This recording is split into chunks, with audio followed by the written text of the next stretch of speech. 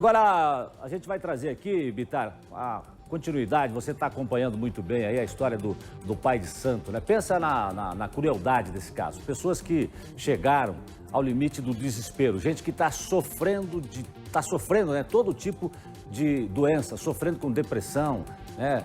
Eles vão atrás de um pai de santo. Esse homem oferece cura, diz que tudo vai melhorar, mas elas não imaginam o que está por vir. Muito pior.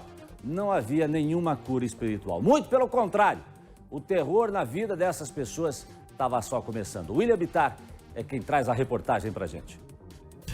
Cláudio Hilário, um conhecido pai de santo em Curitiba, mas que na verdade usava isso para cometer crimes dos mais bárbaros. Várias jovens, algumas adolescentes, o denunciaram por abuso sexual. É isso mesmo, mais uma história de um pai de santo criminoso. Ele falava que a nossa família ia sofrer, que a entidade ia, de certa forma, jogar como se fosse uma praga na nossa família. E que geralmente ele atraía a gente falando que nós éramos as escolhidas pela entidade, nós éramos a base do terreiro, ele precisava da nossa energia para que o terreiro pudesse continuar. Essa jovem foi uma das que fez a denúncia. Foram mais de 11 anos nas mãos do Cláudio e sempre vivendo com medo. Aliás, o Cláudio a obrigou a perder a virgindade com ele. Um trauma que ela não vai esquecer. Você fez a sua vida girar em torno de uma religião e de repente você vê que é tudo mentira. A vergonha de ter que contar para sua família o que aconteceu, porque você ficou quieta, o medo de sair de casa e alguém vir atrás de você para tentar te coagir. A minha vida, eu posso dizer hoje que a minha vida acabou, porque eu só saio de casa quando eu sou obrigada a sair. Pelo menos 9 mulheres já o denunciaram pelos crimes cometidos: abuso sexual, tortura, violência física e psicológica e cárcere privado. Mulheres que contaram histórias muito parecidas e isso convenceu a polícia de que o suposto pai de santo é um criminoso. Eu ficava pensando, não é possível, ele não é esse monstro. Mas depois que comecei a ver que todas as histórias, de certa forma, batiam com a minha, era o mesmo padrão, então ficou muito difícil conseguir, mas ainda hoje é difícil você pensar que uma pessoa que você confiou por tantos anos, uma pessoa que você botou dentro da sua casa, que você contou coisas íntimas suas, seria capaz de fazer tanta atrocidade com tantas outras pessoas que estavam ali do seu lado o tempo todo.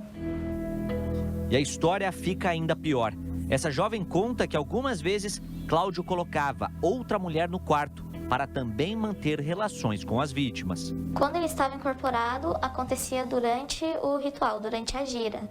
Então, por conta dos barulhos, do som do tambor, ninguém via. Ele levava a gente, a cambone dele levava a gente para a salinha, ele trancava por dentro, ela ficava do lado de fora da porta, então ninguém via, ninguém ouvia, ninguém sabia o que estava acontecendo, porque a luz ficava apagada na gira. Nós viemos então até o local onde o Cláudio Hilário fazia as vítimas. O local onde ele prometia curar as vítimas e, na verdade, acabava praticando crimes sexuais contra elas, além de tortura e violência. Aqui na parte da frente tem uma espécie de capelinha. Aqui era onde as vítimas se reuniam.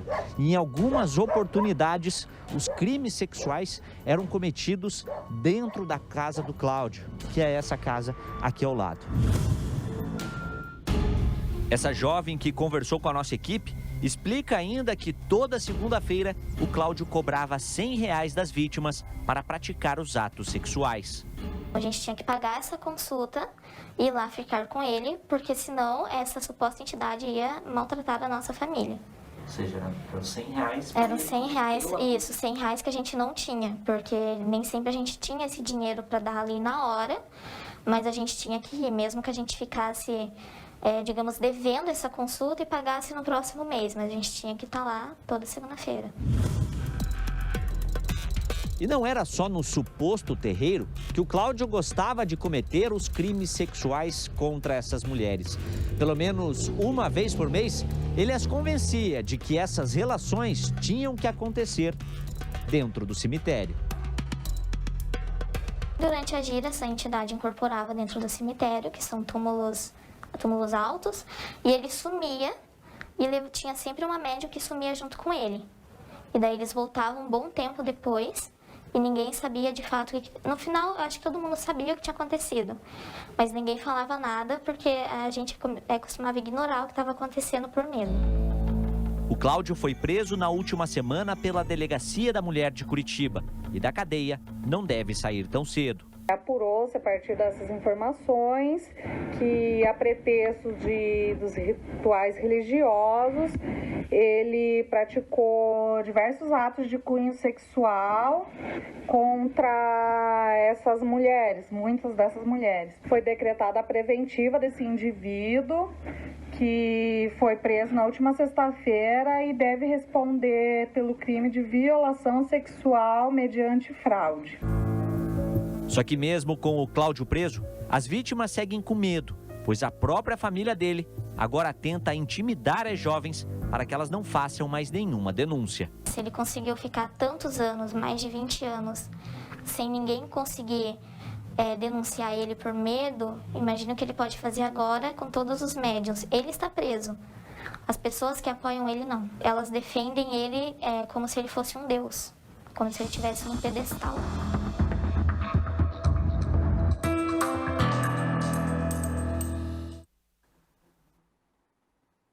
Olha, a cada reportagem que a gente traz aqui, que o Bitar traz, a gente fica ainda mais assustado. Imagine quem viveu, né, que é vítima aí desse suposto pai de santo. E está com medo, inclusive, dessas pessoas que têm envolvimento com ele e que estão à solta, né? E que estão, segundo elas, segundo as vítimas, também fazendo ameaças. É uma situação muito difícil e complicada e cada vez fica pior, doutora Márcia. Essas promessas de cura, promessas de prosperidade... Cobrava das mulheres. Esse momento, envolvendo uma religião, seja ela qual for, né? Envolvendo uma religião, dá um poder muito grande para ele. Por isso que elas, embora estivessem sendo vítimas durante um tempo, não acreditavam que isso estivesse acontecendo. Ele não precisava de ter uma arma, né? A coação, ela até pior. A melhor cadeia é a nossa mente, né? Isso aí, convencer a pessoa de que ela não pode reagir contra... Como tem esse cunho religioso, o poder dele permanece, mesmo ele estando preso, porque elas ainda entendem que ele ainda é capaz de fazer alguma coisa contra elas. Até pelo trauma que elas viveram. Claro, claro, isso é muito forte, isso é muito poderoso, né? A nossa mente, ela nos convence, a gente é capaz até de se curar pela própria crença, né? Então, é muito, muito poderoso isso e, evidentemente, essas meninas, até pelo período de trauma, vão ter que ter um outro período de cura, né? Isso também não vai ser muito fácil. Doutora, o William Bitar está aqui com a gente, foi ele que fez a reportagem, parabéns pela reportagem, Bitar. Você tem aí, inclusive, outros pontos para acrescentar aqui para o nosso entendimento, né? Exatamente, Jason. Só o que essa mulher falou para a gente são situações realmente que preocupam, até porque ela é uma das vítimas, né? São várias outras, pelo menos 9 já fizeram a denúncia desses abusos sexuais.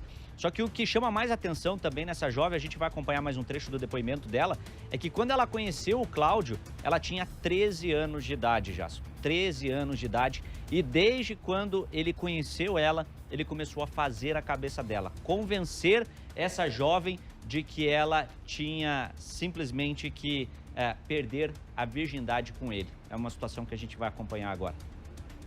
Cheguei porque eu perdi uma amiga num acidente, ela foi atropelada.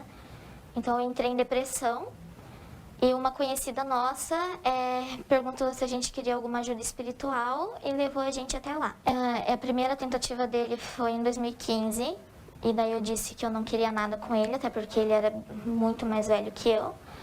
Então ele começou a envolver a minha família, ele chegou para minha mãe e falou que queria namorar comigo, a suposta entidade. Minha mãe não sabia de nada, minha mãe permitiu, só que eu ainda era menor de idade. Então em 2016, eu já tinha de 18 para 19 anos, que daí realmente ele de fato cometeu a primeira relação. Geralmente falava que era um trabalho espiritual.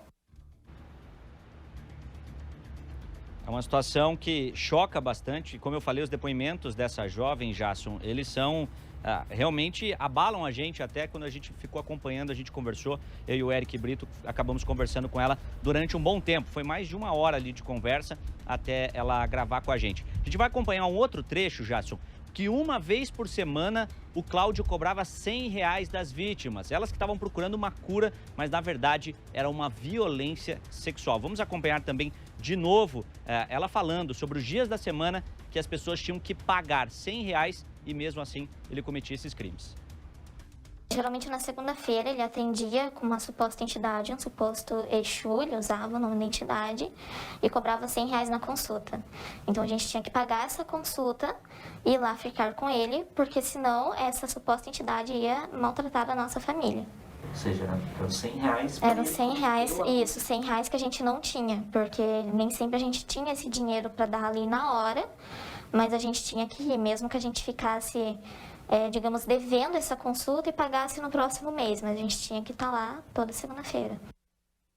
E é muito comum, né, Jason, as pessoas que ficam alheias a essas histórias acabarem culpando as vítimas por uma situação que aconteceu, de elas terem se envolvido com uma pessoa assim, mas muitas vezes essas pessoas acabam fazendo quase que uma lavagem cerebral, né? Convencendo essas vítimas de que elas deveriam ter relações com ele. No caso dessa jovem, não foi diferente. Foram anos convencendo ela de que ela deveria praticar esses atos sexuais que, na verdade, eram crimes cometidos por ele.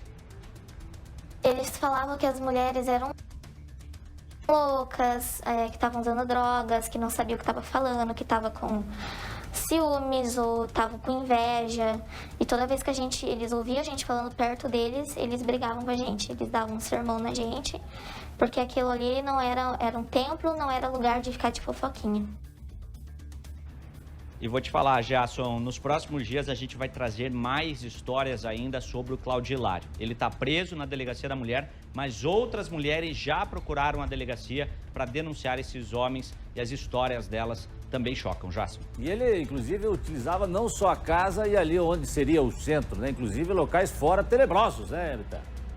Exatamente. E só um detalhe, Jason, que nessa casa ali na parte de baixo, às vezes, tinham 100 pessoas lá dentro.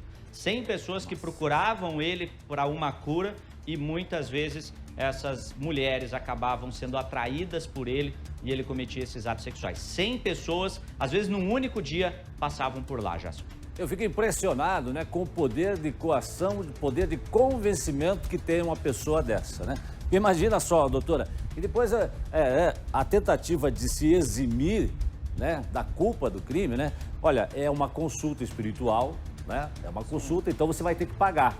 Vou te ajudar, você vai pagar, né? R$100. E aí é o seguinte, quem quer fazer isso, não sou eu, é a entidade, que tem hora marcada, inclusive, na segunda-feira, para vir aqui para fazer isso com você. Tem uma agenda, né? Tem uma agenda. Uma agenda. Entidade que tem agenda. Mas veja bem, uma outra característica, eles não permitiam que elas conversassem sobre isso entre elas, porque o melhor jeito de você dominar é exatamente você dividir. Então, não, ela está falando isso porque ela tem ciúme de você, mas você é a minha escolhida. Esse é o mecanismo de convencimento para manter as pessoas sem que elas se entendam vítimas, inclusive. Por quê? Porque elas entendem, naquele momento foram convencidas de que era o melhor para a família delas, porque senão ocorreria um mal com a família delas, que a entidade precisava disso para sustentar o terreiro, então você é especial para mim, porque você está mantendo esse local vivo. Então, são todos mecanismos de convencimento e que realmente acabam cegando a vítima, quer pelo medo em alguns momentos, quer pela predileção em outros momentos.